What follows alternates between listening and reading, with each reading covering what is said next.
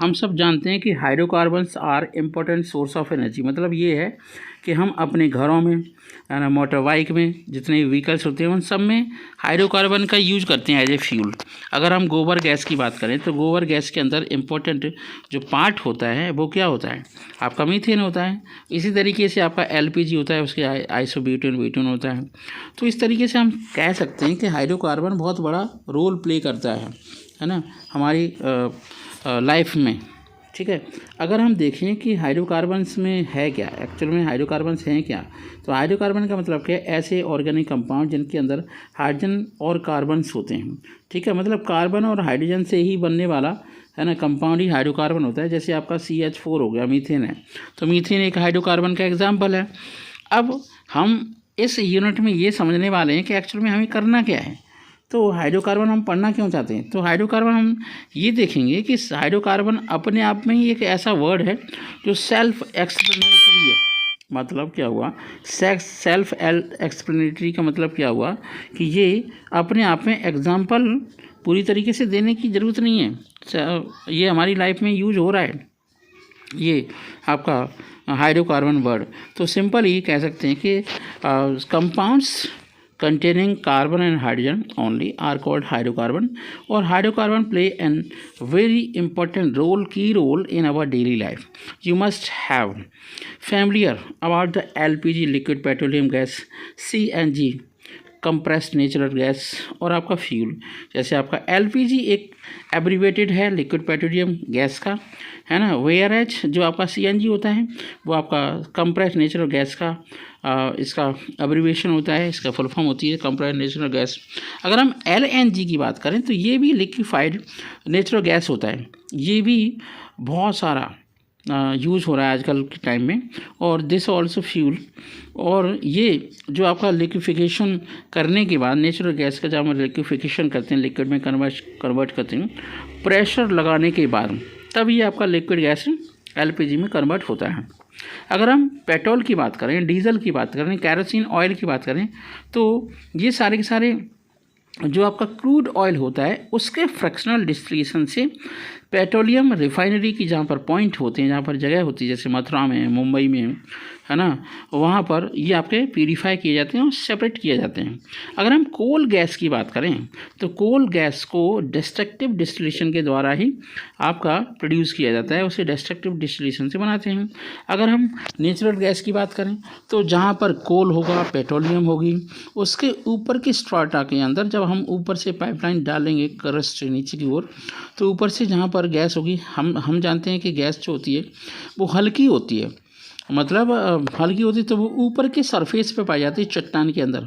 और कभी भी क्रूड ऑयल ऐसे पार्ट में नहीं पाया जाता जहाँ पर सीपिंग डाउन हो रहा हो, मतलब ऐसी रॉक हो जो बहुत ग्रेनाइट जैसी हो, उसी के सरफेस पर ही पाया जाता है LPG गैस, अब आपका क्रूड ऑयल। अब बात करते हैं LPG गैस, तो लिक्विड पेट्रोलियम गैस है, हम जानते हैं हमारे किचन में यही सब यूज होता है, बिना इसके तो हमारी लाइफ ही नहीं चल सकती। तो केरोसिन ऑयल भी हमारे यहाँ बहुत ज़्यादा डोमेस्टिक यूज में लाया जाता है। जैसे केरोसिन ऑयल की आपके स्टोव्स होते हैं, बर्नर्स होते हैं, ऑटोमोबाइल्स होता है जिसमें पेट्रोलियम, डीजल, CNG, है ना, यूज़ होती है। आजकल CNG की बहुत ज़्यादा आपके व्हीकल्स चलने लगे हैं और CNG की पंप बन गई। आज से 20 साल पहले इतनी भी पंप नहीं थी कंप्रेस्ड नेचुरल गैस की। जितने भी ऑटोमोबाइल्स होते हैं वो सारे के सारे इसलिए CNG से यूज की जाती है, CNG यूज की जाती है, जिससे एटमॉस्फेयर में कम से कम लेस पॉल्यूशन स्प्रेड हो। तो all these fuels contain mixture of hydrocarbons which are sources of energy. तो हम सिंपली कह सकते हैं जितने भी हाइड्रोकार्बन हैं वो सोर्स ऑफ एनर्जी। तो एक पॉइंट तो ये क्लियर हो गया, ठीक है। अगर हम इसकी और यूटिलाइजेशन देखें तो hydrocarbons are used for manufacture of polymers. इससे पॉलीमर्स बनाए जाते हैं, जैसे आपकी एथीन है तो एथीन से पॉलीथीन बनाई जाती है, और जो आपका पॉलीप्रोपीन है उससे नहीं प्रोपीन है तो उससे पॉलीप्रोपीन बनती है, और जो आपका स्टाइरीन होता है उससे पॉलिस्टर बनता है, वो भी एक प्रकार का अनसैचुरेटेड हाइड्रोकार्बन ही है, उसमें कुछ भी नहीं है। हायर हाइड्रोकार्बन की अगर हम बात करें ठीक है। तो वो सॉल्वेंट्स की तरह काम करते हैं। इसके अंदर पेंट घोला जाता है, जैसे किसी घर पे पेंटिंग हो रही हो तो आपको स्मेल आई, समझो वो आपका हायर हाइड्रोकार्बन है। हायर हाइड्रोकार्बन से लिक्विड भी हो सकते हैं और ज़्यादा हाइड्रोकार्बन होंगे, जो कार्बन 17 से ज़्यादा होंगे तो वो आपके सॉलिड फॉर्म में पाए जाते हैं।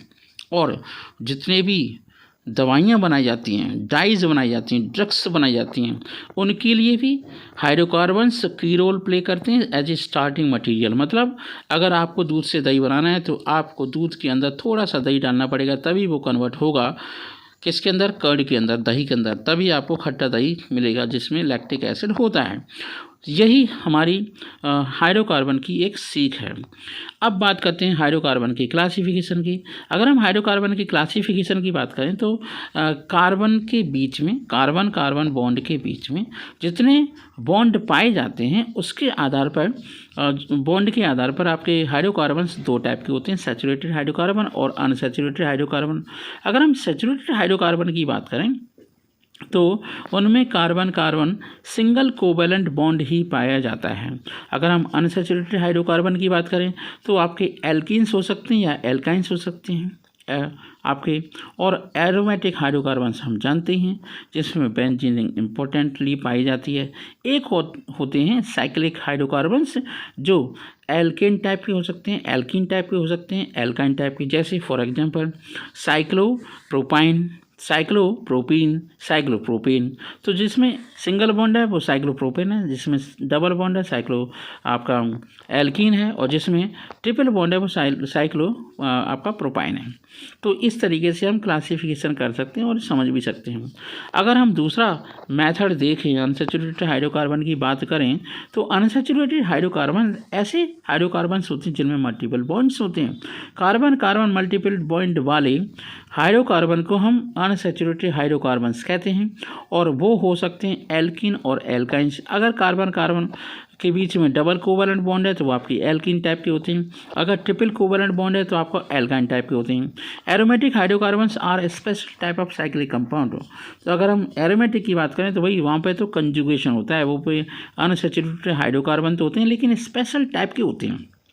You can construct a large number of models. अगर आप मैच स्टिक ले लें, कोई बॉल ले लें, उसके आधार पर हम आपके कंपाउंड्स के मॉडल्स बना सकते हैं। मार्केट में मिलते हैं, अवेलेबल हैं मॉडल्स जो कार्बन की टेट्रावैलेंसी को बढ़िया तरीके से समझाते हैं। और अगर हम हाइड्रोजन की बात करें तो वो मोनोवैलेंट होता है, एक ही इलेक्ट्रॉन होता है उसकी आउटरमोस्ट ऑर्बिट में, 1s ऑर्बिटल के अंदर। तो अगर हम एल्केन्स की बात करें तो आपके एल्केन्स के मॉडल बन सकते हैं टूथपिक के आधार पर, है ना, प्लास्टिक्स बॉल एटम्स को हम मान लें। तो इस तरीके से एल्कीन, एल्काइन, एल्केन और हाइड्रोकार्बन्स और आपके साइक्लिक हाइड्रोकार्बन्स होते हैं। लेकिन हमारा मुद्दा कुछ और है।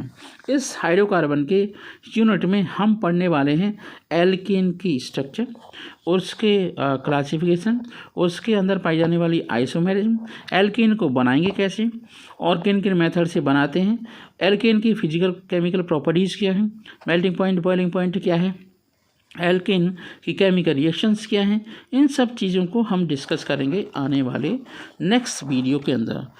चलो नेक्स्ट वीडियो में स्टार्ट करते हैं alkane. Thank you so much, have a nice day.